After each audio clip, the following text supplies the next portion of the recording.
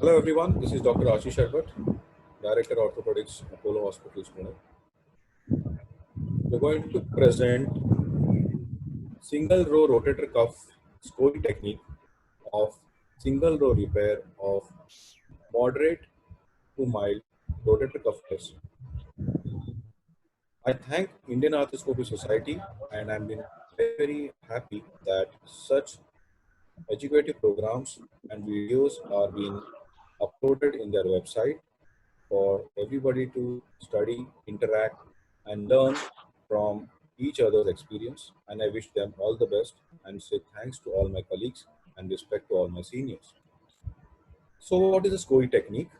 The Southern California, Ontario, and Orthopedic Institute. The technique developed by Dr. Stephen Snyder, and a lot of papers and literature is available on the SCOI technique of rotator cuff repair. What are the highlights? The highlights are there are triple loaded suture anchors. There is no extra pull of the torn cuff. It is been repaired at the most least tension area. It can be as near as 3 to 6 mm away from the cartilage of the humeral head. Then there are bone marrow vents with a crimson duvet. In this placement of the anchors and the knots, it is a simple 3 knots. There are modifications with a matrix kind of a suture of the central anchor. The results are equally good, but the highlight is the crimson duvet and placement of a single row at the muscular tendinous junction. The classification of partial tears based on the depth of the defect, there is the articular surface tear and the bursal surface tear.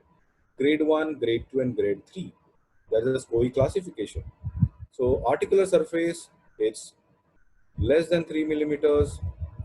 Grade 2 is more than half of the thickness of the tendinous insertion, 3 to 6 millimeters. And grade 3, as you can see, either on the articular surface or the bursal surface, greater than 6 mm or full depth. In the imaging, we need to scroll through both the coronal and the sagittal and a good X-ray or the Stryker notch view whether we need a notchplasty or not.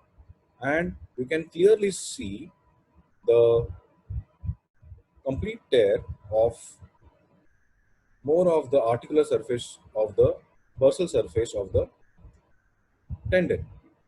Here, we'll show you a repair of the bursal sided rotator cuff tear. We have cleaned the bursa and we have seen the tear. You can appreciate the humeral head here and the adhesion tear with intact fibers of the posterior and anteriorly, and this is a classic case where you can do a single row repair. We prepare the bone bed with a radio frequency. We clean the remnant soft tissue to create a nice trough to fix the graft, and then we create a bleeding bone surface called a footprint preparation. We preferably, according to the surgeon's choice, we place the anchors of a triple loaded anchors, which is the biodegradable or metallic, depending on the bone quality. With a preferred instrument like the Elite Pass, mass tissue passer, we can take either the mattress or the simple stitches, and what we prefer is the modified Duncan kind of a knot, and this is how we tie up from the anterior to posterior of the graft, and this is the final construct.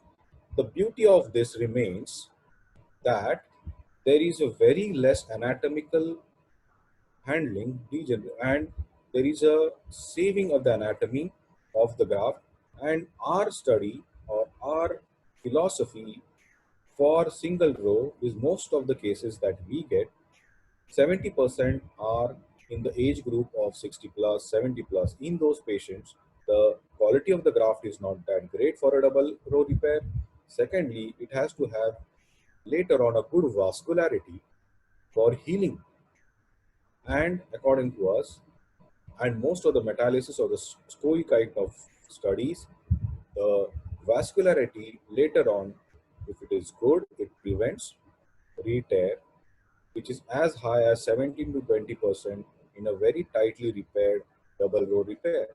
So in athletes, again, there is a gray zone, but most of the patients that we encounter and we operate are in this area where we can use a single row repair, and that is our recommendation. So there are a lot of meta-analysis in the literature. So there, in most of the meta-analysis, right from 2016 to 20, it's seen that there is no clinical difference between single row and double row repair for a small, medium, or uh, not a very big tear, where short-term and long-term follow for the re-tear are very, very less in the single row repair.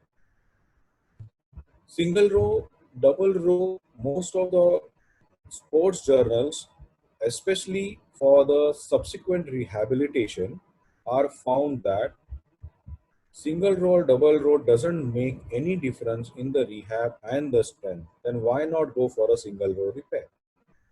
Again, the suture bridge technique has been found to preserve the cuff tissue at the insertion site.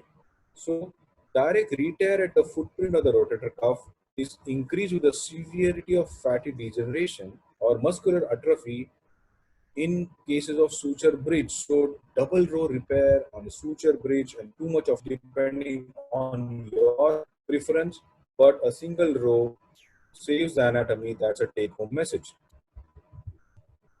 The single row versus double row systematic review analysis for massive greater than 3 mm cuff tears showed no difference. So this is again a take home message that if the cuff is covered of poor quality, it is less retractable. Single row repair can also prove to give a moderate and good outcomes. Thank you. And take home message is most of the cases you can handle with the SCOI kind of a technique, and most of these patients who are very low demanding, they don't have want